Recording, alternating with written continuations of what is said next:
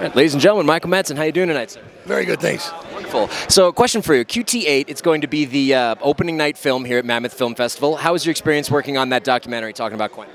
Well, I haven't seen it yet, so I'm hoping for the best. I haven't seen it, so I remember doing it, but these things get put together in a strange way, and I worked with him 5 times, and he's been a big part of my life, and I'm very happy to share my memories and my ideas of those days with him, and it's a wonderful thing. We also know that you're a big fan of the new Beverly. Us here at Breezeway are also very big fans. I know that they've been releasing their schedule. Any movies that are upcoming that you're looking forward to this month or in the future? I wanted to see the Richard Burton one, The Villain, and I'm hoping maybe they'll run some Lee Marvin stuff. And nobody runs a theater like that. Quentin has such a great taste for old pictures. Nobody's doing that anymore. And if you want to be a part of cinema history, you should, go to the New Beverly and see what they do up there, because it's pretty good stuff, man. And in closing, is there anything you'd like to say to the Mammoth Film Festival organization? I'd like to say thank you for inviting me and inviting my son. And I hope everybody has a great time. This is the good part of being an actor, sharing nice things with people and everybody, and it's not a selfish thing at all. This is the better part of the business. Speaking with Thomas Jane and Heche. Lovely to see you guys. Your film is Hour of Lead. That's going to be premiering here. Could you tell us a little bit about that film? It's a psychological thriller. I'm the psychological and he's the thrill. There you go. Do you know what I'm saying? We're a 1-2 punch.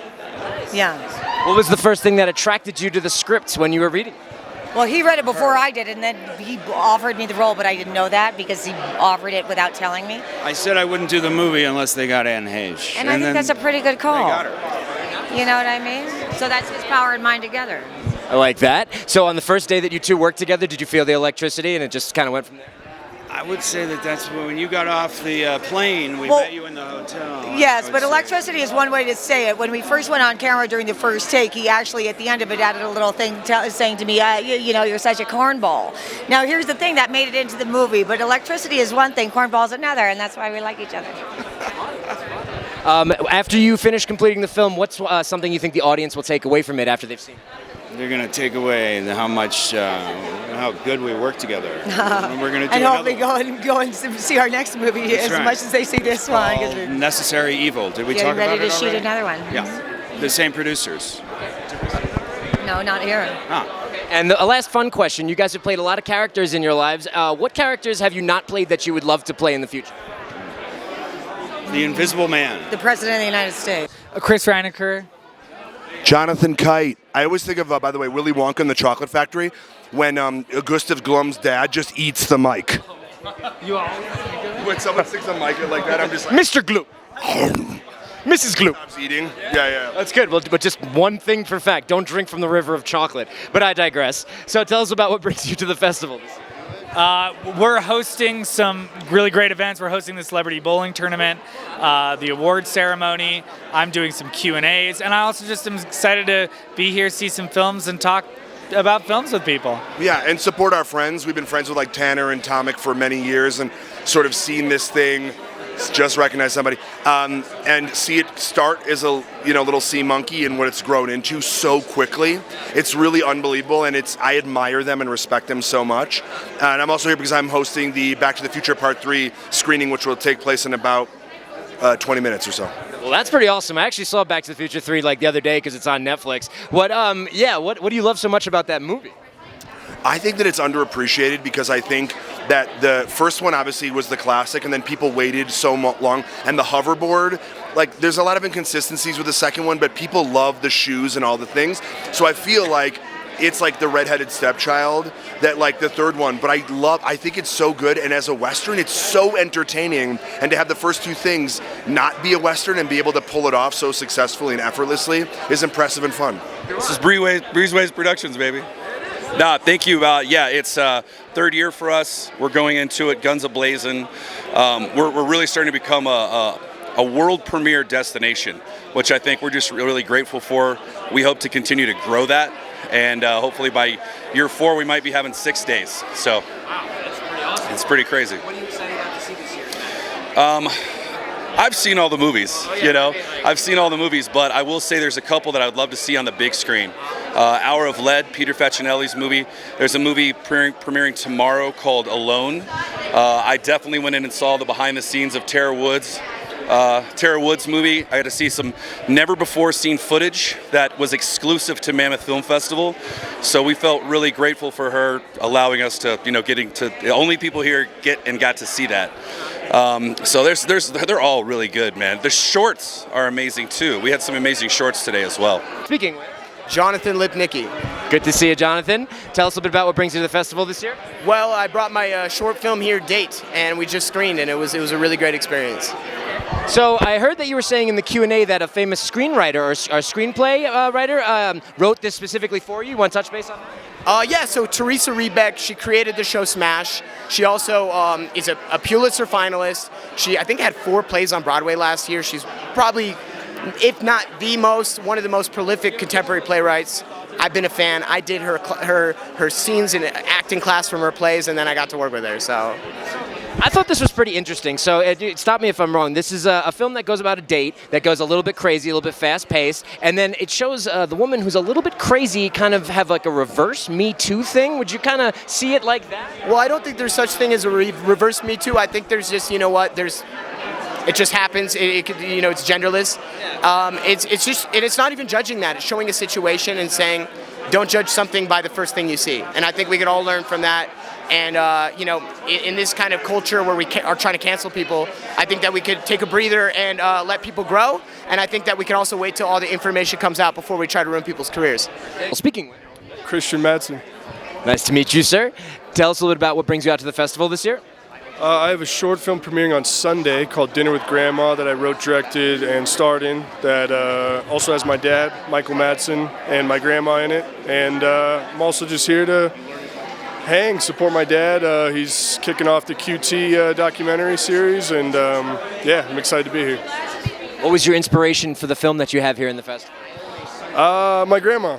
I think we have a close relationship, and I just wanted to make something for her, and obviously with heightened reality to it. I made myself a hitman that is trying to win his grandma over, but it's still close to heart. Yeah. How does it feel as you've been growing up watching your dad working with Quentin on so many amazing films? Have you been like, a fly on the wall watching it? Have you been to the sets, seen how he works, things like that?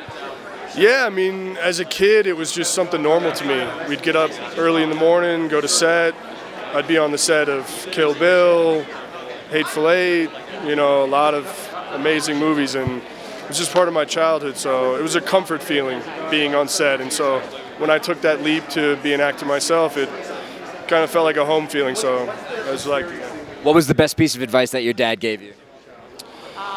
He told me to not act, and I almost thought that was good advice. Just be true to yourself. Just be true to yourself. Don't change, and be true to yourself. Peter Winther. Nice to meet you, Peter. So, Hour of Lead, you're one of the producers on it.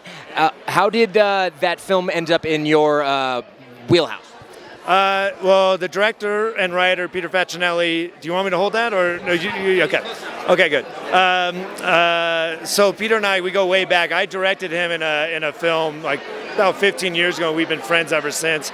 So he sent me the script. We're talking probably like 4 years ago now.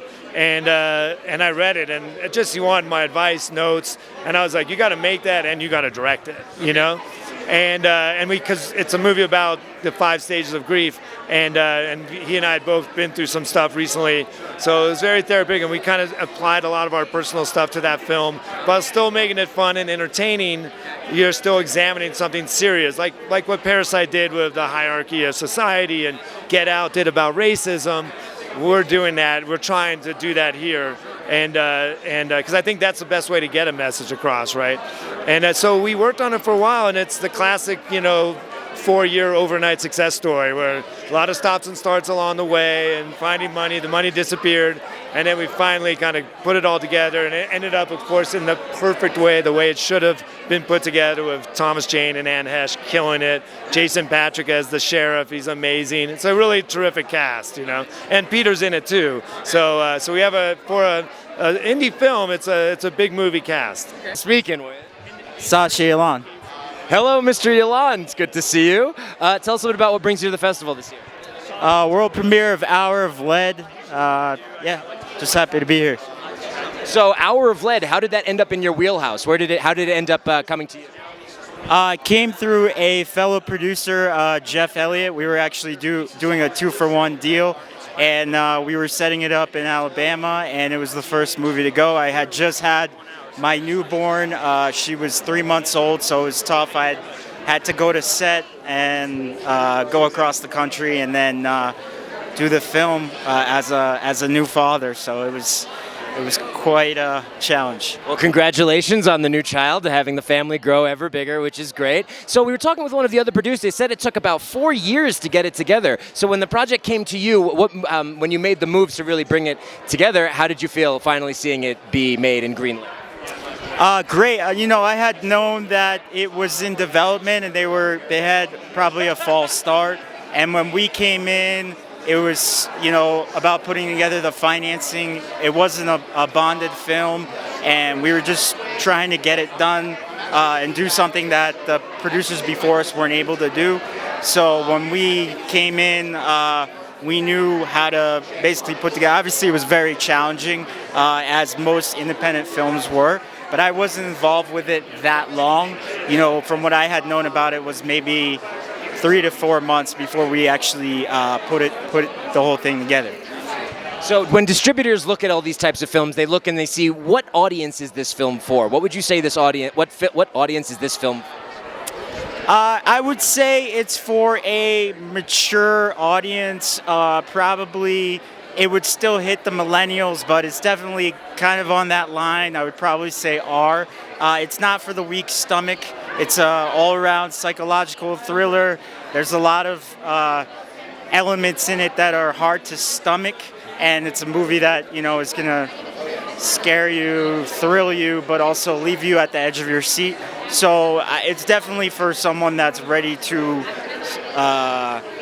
be scared and just kind of freaked out. So I think it's for definitely a more mature audience, I would say. And I don't even know if, probably somewhere in between, like over 18 up until 40, 50, but the older audiences also might be a little bit more creeped out by this film. Speaking with Eric Fleischman. Jess Varley. Nice to meet you. Tell us a little bit about what brings you out to the festival this year. We have a horror film called Phobias, filled with lots of delicious fears.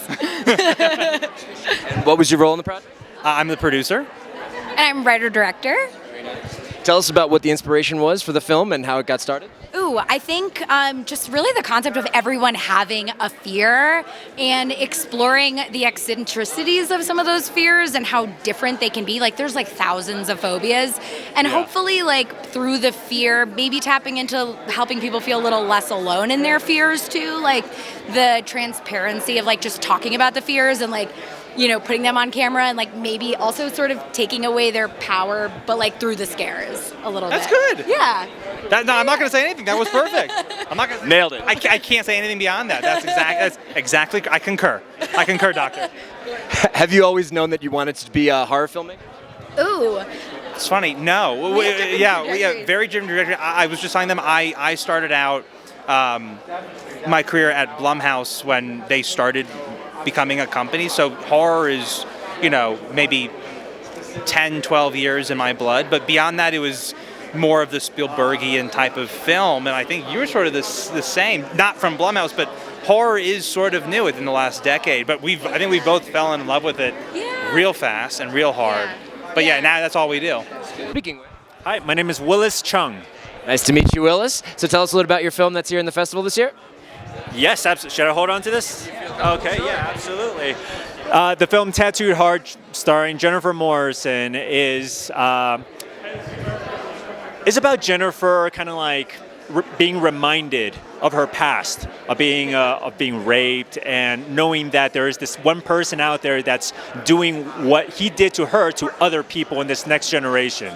And if she doesn't address the situation, it just feels like this is just going to continue on. So the movie is about how she addresses the situation. Speaking with Melissa Jackson, Duke Wimberly, Adam Lucero, and Nikhil Melnichuk. Nice to meet everybody. Welcome up here to Mammoth Lakes. Tell us a little about what brings you out to the festival. We are here for our film called Hung Up. I play a female bull rider. We have our stunt coordinator here. We have our professional bull rider here, Adam Lucero, and our producer. And we're so excited to be premiering our film here on Sunday at 8 p.m. Duke? Well, Hung Up's kind of an interesting story. It's one that doesn't get told very much. It's about a lady bull rider and some things that come along with life, such as relationship issues, and maybe some things that come along with bull riding too. Speaking with Elizabeth Mihelich. Nice to meet you, Elizabeth. So tell us a little bit about what brings you to the festival this year. I produced a short called After Emma that's screened today. Tell us a little bit about the project. Sure. It stars Amy Smart, Dee Wallace, and Taimur Ghazi. It's a story of a father on trial for what we're not exactly sure. And as this story unfolds, we flash back and forth to his life with his tumultuous relationship with his ex-wife. Speaking with Leah Breezeway, Neil Stevens. Venecia Zavala. Nice to meet everyone. So tell us about what brings you to the festival this year. I'm here with Face Your Fears. I'm the lead actress in the film.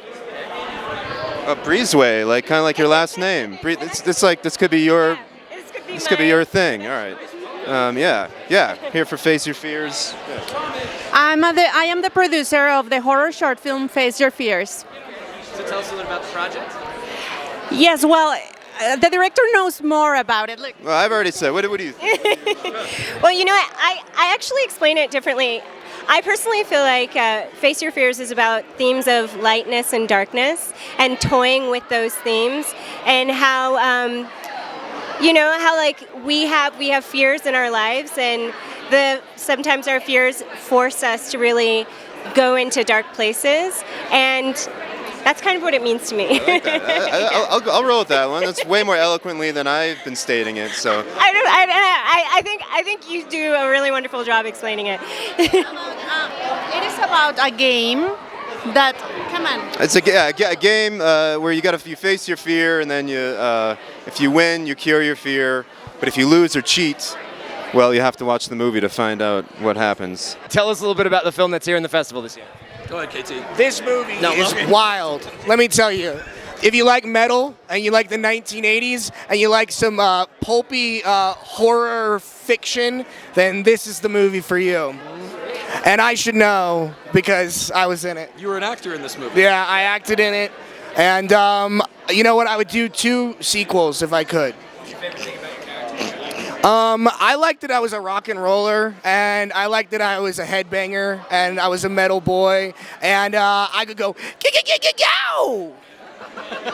That is not in the film, by the way. It does not happen. How about you, Mr. I produced the movie with Kyle, and that is our position in this film. How did producing the film? Did it take you a long time to do it? Did everything come together? Yeah, Kyle and I worked on the movie for probably a year and a half, and we're still working on it. The movie comes out April 10th in theaters and streaming, which is cool. But yeah, we put a lot of time into it, and we were lucky to get 2 guys like Kean Johnson and Logan Miller here, and we were Knoxville does a great job, Dario does a great job. Everybody all around is it was a fun film. Tanner Beard. There you go. Take it Is so I in don't the have to film. lie anymore. Tanner Beard's in the film? I thought you don't talk to Tanner Beard, the CEO and head of Mammoth Film Festival, is actually in this film. Right on. That works. I just have to say, the catering on this film was the best I've ever had. The catering, it was, Joanna. It was Joanna. The Selkirk Sizzlers is what they were called. Great company. So. Star quality. Wow. Like a real answer. That was deep.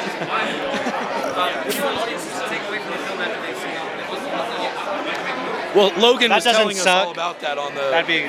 I think, just that they had fun. It's a headbanger's ball, and it takes you back. It's all about nostalgia, and it'll make you want to go to a rock concert. Thanks, Tanner. And Tomic and Chando. Everyone, and in all seriousness, Mammoth throws they throw a great event, and we're happy to be here representing our film at Mammoth. And we'll see you on the slopes. Ryan Wood. Michael Schilf. Chase Cooker. Right on. And tell us what brings you to the festival this year. We're here screening our film, The Fixer. I'm the writer-director. This is one of the producers, our other producer, and composers as well for the film. Post-production. Yeah, they have a company called Chromosomes, which produced the film, also did all of the sound design and the music for the film.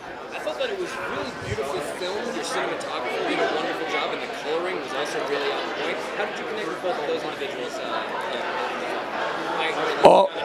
The cinematographer? That's Tomic's old production partner, Sean Hart. So he's a member of the family here. Yeah. Yeah. Yeah, I would say Danny is worth speaking of. I mean, when originally, like any project, it started with me alone in a room writing the script. And once I wrote the script, I had Danny in mind for one particular character. And, you don't know unless you try. And so my management company went out to his agent, and it was a long process, almost a month and a half. But when we secured him, that does kind of answer your question, because we were able to attract other cast and crew, and so there's like the cinematography, the color correction. People wanted to work on a project with Danny Trejo, so we were able to get the cream of the crop, for less money, really. The dog in the film was really cool. Where did you find that? Yeah, that's my dog. Yeah, that dog. Her name is Tuesday. Appropriately named because we adopted her on a Tuesday. She's actually a rescue, and so when we first got her, she was a mess. About 50 pounds underweight, had all kinds of problems. But we brought her back to health, and then she was had a little minor starring role in our film. If you can encapsulate this film into a nutshell, how would you be able to pitch it? The Fixer's a crime action drama about an extorted mafia enforcer who has to team up with a femme fatale who murdered his wife in order to save his daughter from a sadistic crime boss.